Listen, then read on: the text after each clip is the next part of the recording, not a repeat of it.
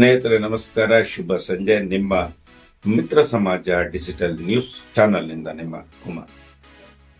ಸ್ನೇಹಿತರೆ, ಈ ವಿಡಿಯೋ ನಿಮ್ಗೆ ಇಷ್ಟ ಆದ್ರೆ ಲೈಕ್ ಮಾಡಿ, ಶೇರ್ ಮಾಡಿ, ನಮ್ಮ ಚಾನಲ್ಗೆ ಸಬ್ಸ್ಕ್ರೈಬ್ ಆಗಿ ಅಂತ ಕೇಳ್ಕೊತಾ ನಿಮ್ಮಲ್ಲಿ ಇವತ್ತಿನ ವಿಶೇಷ ಒಂದು ವಾರ್ತೆಗೆ ಕರ್ಕೊಂಡು ಹೋಗ್ತಾ ಇದ್ದೀನಿ. ಸ್ನೇಹಿತರೆ, ಮದುವೆ ಮಾಡಿ ನೋಡು, ಮನೆ ಕಟ್ಟಿ ನೋಡು ಅಂತ ಒಂದು ಗಾದೆನೇ ಇದೆ. ಮದುವೆ ಮಾಡೋದು ಎಷ್ಟು ಕಷ್ಟ ಈಗಿನ ಒಂದು ಪರಿಸ್ಥಿತಿಯಲ್ಲಿ, ಈಗಿನ ದುಬಾರಿ ಬೆಲೆಯಲ್ಲಿ. ಒಂದು ಸಾಮಾನ್ಯ ಜನರು ಮದುವೆ ಮಾಡಬೇಕಂದ್ರೆ ಕನಿಷ್ಠ 20ರಿಂದ 25 ಲಕ್ಷ ರೂಪಾಯಿಗಳವರೆಗೂ ಖರ್ಚು ಮಾಡಲೇಬೇಕು. ಅವರವರ ಯೋಗ್ಯತೆಗೆ ತಕ್ಕಂತೆ ಅನುಸಾರವಾಗಿ ಮಾಡಬೇಕಾದ್ರೆ ಸುಮಾರು ಲಕ್ಷಾಂತರ ರೂಪಾಯಿ ಖರ್ಚು ಮಾಡೋರಿದ್ದಾರೆ. ಆದ್ರೆ ತೀರಾ ಕೆಳವರ್ಗದವರು, ಬಡವರು ಅಂತವರು ಮದುವೆ ಮಾಡಬೇಕಂದ್ರೆ ಬಹಳಷ್ಟು ಯೋಚನೆ ಮಾಡಬೇಕಾದ ಸಂದರ್ಭವೇ ಬರ್ತಾ ಇದೆ. ಇಂತಹ ಒಂದು ಸಂದರ್ಭದಲ್ಲಿ ಬಡವರ ಮಕ್ಕಳ ಮದುವೆಗಾಗಿಯೇ ಶ್ರೀ ಬನಶಂಕರಿ ಉಚಿತ ಸಾಮೂಹಿಕ ವಿವಾಹ ವೇದಿಕೆಯನ್ನ ಕಳೆದ 26 ವರ್ಷಗಳ ಹಿಂದೆ ಸ್ಥಾಪಿಸಿ ಅದರ ಮೂಲಕ ಇವತ್ತಿಗೂ ಸಾವಿರಾರು ಜೋಡಿಗಳು ಉಚಿತವಾಗಿ ಮದುವೆಯಾಗಿ ತಮ್ಮ ದಾಂಪತ್ಯ ಜೀವನಗಳಲ್ಲಿ ಸುಖಿಗಳಾಗಿದ್ದಾರೆ. ಅಂತಹವರ ನೆರವಿಗಾಗಿ ಶ್ರೀ ಬನಶಂಕರಿ ಉಚಿತ ಸಾಮೂಹಿಕ ವಿವಾಹ ವೇದಿಕೆ ಬೆಂಗಳೂರು ಬನಶಂಕರಿಯಲ್ಲಿ ಎಚ್ ಬಸವರಾಜು ಅವರ ನೇತೃತ್ವದಲ್ಲಿ ಅವರ ತಂಡ ಈ ಕೆಲಸ ಮಾಡ್ತಾ ಇದೆ.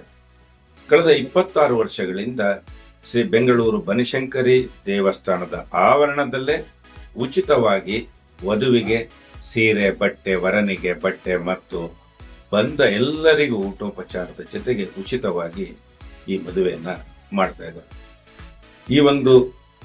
ಈ ವರ್ಷದ 26ನೇ ವರ್ಷದ ಈ ಒಂದು ಉಚಿತ ವಿವಾಹ ಕಾರ್ಯಕ್ರಮ ಇದೇ ತಿಂಗಳು ಅಂದ್ರೆ ಫೆಬ್ರವರಿ 23, 2025 ಭಾನುವಾರ ಬೆಳಿಗ್ಗೆ ನಡೆಯಲಿದೆ. ಆಸಕ್ತಿ ಹೊಂದಿರುವವರು, ಮದುವೆ ಆಗಲು ಇಚ್ಛಿಸುವರು, ಜಾತಿ, ಭೇದ, ಧರ್ಮ, ಮತ ಯಾವುದನ್ನು ಇಲ್ಲಿ ಗಣನೆಗೆ ತೆಗೆದುಕೊಳ್ಳದೆ, ಯಾವ ಜಾತಿಯವರಾಗಿರಬಹುದು, ಯಾವ ಧರ್ಮದವರಾಗಿರಬಹುದು, ವಿಕಲಚೇತನರಾಗಿರಬಹುದು, ಅನ್ಯ ಕೋಮಿನವರಾಗಿರಬಹುದು, ಎಲ್ಲರೂ. ಆದರೆ ಒಂದು ನಿಬಂಧನೆ, 2ನೇ ಮದುವೆಗೆ ಮಾತ್ರ ಇಲ್ಲಿ ಅವಕಾಶ ಇಲ್ಲ. ಯಾರಾದರೂ ಮದುವೆ ಆಗಲು ಇಚ್ಛಿಸಿದರೆ ದಯಮಾಡಿ ಶ್ರೀ ಬನಶಂಕರಿ ವಿವಾಹ ವೇದಿಕೆಯವರನ್ನ ಸಂಪರ್ಕಿಸಿ ನೋಂದಣಿ ಮಾಡಿಕೊಳ್ಳಲು ಈ ತಿಂಗಳ 15/2/25 ಕಡೆ ದಿನ ಆಗಿದೆ. ದಯಮಾಡಿ ನೀವೆಲ್ಲರೂ ಆಸಕ್ತಿ ಇರೋರು ಈ ಒಂದು ವಿಡಿಯೋನ ಶೇರ್ ಮಾಡಿ ಹೆಚ್ಚು ಜನರಿಗೆ ತಲುಪಿಸಿ ಒಳ್ಳೇದಾಗ್ಲಿ ಅಂತ ಕೇಳ್ಕೊತಾ ಇದ್ದೀನಿ. ನಮಸ್ಕಾರ.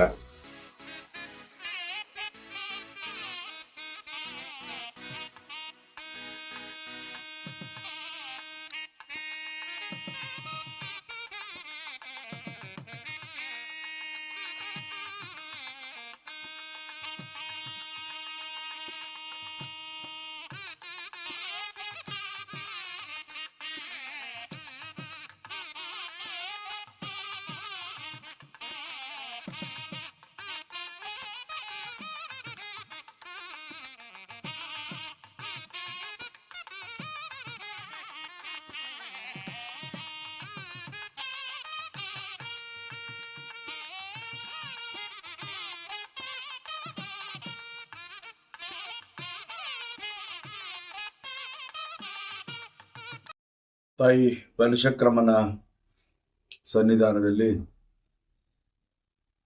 ಇದೇ ತಿಂಗಳು 23/2/2025 26ನೇ ವರ್ಷದ ಉಚಿತ ಸಾಮೂಹಿಕ ವಿವಾಹ ನಡೀತಾ ಇದೆ. ಈಗಾಗಲೇ ಅದರಲ್ಲಿ ಭಾಗವಹಿಸುವಂತ ನೂತನ ವಧುವರರು ಪೋಷಕರ ಜೊತೆಲಿ ಬಂದು ನೋಂದಾಯಿಸಿಕೊಂಡಿದ್ದಾರೆ. ಈಗಾಗಲೇ ಸಿದ್ಧತೆ ಪ್ರಾರಂಭ ಆಗ್ತಾ ಇದೆ. ಈ ಒಂದು ಬನಶಂಕರಿ ಸಾಮೂಹಿಕ ವಿವಾಹ ವೇದಿಕೆ ಅಡಿಯಲ್ಲಿ ತಾಯಿಯ ಸನ್ನಿಧಾನದಲ್ಲಿ 26ನೇ ವರ್ಷಕ್ಕೆ ಕಾಲಿಡ್ತಾ ಇರ್ತಕ್ಕಂಥ ಈ ಸುಸಂದರ್ಭದಲ್ಲಿ ತಾಯಿಯ ಆಶೀರ್ವಾದ, ತಾಯಿಯ ಅನುಗ್ರಹದಲ್ಲಿ ನಾವು ಆಗ್ಬೇಕು ಅನ್ನೋಂಥ ವಧುವರರು ಈಗಾಗಲೇ ಅವರ ಪೂರ್ಣ ಮಾಹಿತಿಗಳನ್ನು ತೆಗೆದುಕೊಂಡು ಪೋಷಕರ ಜೊತೆ ಬಂದು ರಿಜಿಸ್ಟ್ರೇಷನ್ ಮುಂದುವರೆದಿದೆ. ಆ ಒಂದು ಭಾಗ ಈಗಾಗಲೇ ಯಶಸ್ವಿ ಆಗಿದೆ. ಉಳಿದಿರ್ತಕ್ಕಂಥದ್ದು ಸಿದ್ಧತೆಗೆ ಈಗಾಗಲೇ ನಮ್ಮ ವೇದಿಕೆಯ ವ್ಯವಸ್ಥಾಪಕರಾದಂಥ ನಮ್ಮ ಎಸ್.ಕೆ. ನಟರಾಜ್ ಅವರು ಇರ್ಬೋದು, ಎಚ್.ಕೆ. ಮುತ್ತಪ್ಪ ಇರ್ಬೋದು, ಜೆ.ಆರ್. ದಾಮೋದರ ನಾಯ್ಡು ಇರ್ಬೋದು, ಆರ್. ನಾರಾಯಣಸ್ವಾಮಿ ಇರ್ಬೋದು, ಸಿ. ಮುತ್ತಪ್ಪ ಇರ್ಬೋದು, ಎಲ್ಲರೂ ಸಹಿತ ಅನೇಕ ನಮ್ಮ ಈ ಭಾಗದ ಸ್ಥಳೀಯ ಮುಖಂಡರುಗಳು ಇದಕ್ಕೆ ಸಹಕಾರವನ್ನು ಕೊಡೋದಕ್ಕೆ ಅವ್ರದೇ ಆದಂಥ ಅವ್ರವ್ರ ಏರಿಯಾದಲ್ಲಿ ಈ ಥರ ಆಗ್ತಾ ಇದೆ, ಉಪಯೋಗಿಸ್ಕೊಳ್ಳಿ ಅಂತಕ್ಕಂಥ ಸೂಚನೆಯನ್ನು ಸಹಿತ ಕೊಡ್ತಾ ಇರ್ತಕ್ಕಂಥದ್ದು ಕಂಡು ಬರ್ತಿದೆ. ಅವ್ರ ಜೊತೆಲೇ ಬಂದು ನೋಂದಾಯಿಸ್ಕೊಳ್ತಾ ಇದ್ದಾರೆ ವಧುವರರು. ಅವ್ರಿಗೆಲ್ರಿಗೂ ತಾಯಿ ಕೃಪೆ ಇರಲಿ, ಅನುಗ್ರಹ ಇರಲಿ ಅಂತ ನಾನು ಈ ಸಂದರ್ಭದಲ್ಲಿ ನಾನು ತಾಯಿಯಲ್ಲಿ ಪ್ರಾರ್ಥನೆ ಮಾಡ್ತಾ, ಈ ಕೆಲಸ ಸತ್ಕಾರ್ಯದ ಕೆಲಸ ಕ್ರಮ. ಈ ಕಾರ್ಯಕ್ರಮ ಎಷ್ಟೋ ಜನಕ್ಕೆ ಹುಡುಗನಿಗೆ ತಂದೆ ಇಲ್ಲ, ಹುಡುಗಿಗೆ ತಾಯಿ ಇಲ್ಲ. ಈ ನೋಂದಾಯಣೆ ಇರ್ತಕ್ಕಂಥ ಸಂದರ್ಭದಲ್ಲಿ ಕೇಳ್ತಾ ಇರ್ತಕ್ಕಂಥದ್ದು ನಾವು ಬಹಳ ಆಶ್ಚರ್ಯ ಸಂಗತಿ ಅಂತ ನಾನು ಭಾವಿಸಿದ್ದೀನಿ. ಇಂಥವ್ರಿಗೆ ಕಂಕಣ ಭಾಗ್ಯ ಆ ತಾಯಿಯ ಸನ್ನಿಧಾನದಲ್ಲಿ ಆಗ್ತದೆ ಅಂದರೆ ಅದೊಂಥರ ಒಂದು ಪವಾಡನಂತನೇ ಹೇಳ್ಬೇಕಾಗ್ತದೆ. ಆ ಒಂದು ಸತ್ಕಾರ್ಯದಲ್ಲಿ ಬಾಳೆಕಂದ್ ಕಟ್ಟೋದಿಂದ ಹಿಡಿದು ನೀರು ಕೊಡೋವರೆಗೂ, ಊಟ ಬಡಿಸೋದ್ರಿಂದ ಹಿಡಿದು, ಅಲ್ಲಿ ಪ್ರಸಾದ, ಊಟ ಅನ್ಬಾರ್ದು, ತಾಯಿಯ ಸನ್ನಿಧಾನದಲ್ಲಿ ಪ್ರಸಾದ ಬಡಿಸೋದ್ರಿಂದ ಹಿಡಿದು ಅಕ್ಷತೆ ಕೊಡೋವರೆಗೂ ಈ ಕೆಲಸ ಮಾಡ್ತಾ ಇರ್ತಕ್ಕಂಥ ನಮ್ಮೆಲ್ಲ ಮುಖಂಡರಿಗೆ, ತಾಯಂದಿರಿಗೆ ನಾನು ವಿಶೇಷವಾಗಿ ನಾನು ಕೃತಜ್ಞತೆಯಾಗ್ತೀನಿ, ಕೃತಜ್ಞತೆಯಾಗಿರ್ತೀನಿ. ನಮ್ಮ ವೇದಿಕೆ ಸದಾ ಅವ್ರ ಜೊತೆಯಲ್ಲಿ ನಾವೆಲ್ಲ ವೇದಿಕೆ ಸದಸ್ಯರು ಇರ್ತೀವಿ. ತಾಯಿ ಕೃಪೆ ಅವ್ರಿಗಿರ್ಲಿ, ಅವ್ರ ಕುಟುಂಬಕ್ಕೆ ಆರೋಗ್ಯ, ಭಾಗ್ಯ, ಐಶ್ವರ್ಯ ಎಲ್ಲ ಕೊಡ್ಲಿ.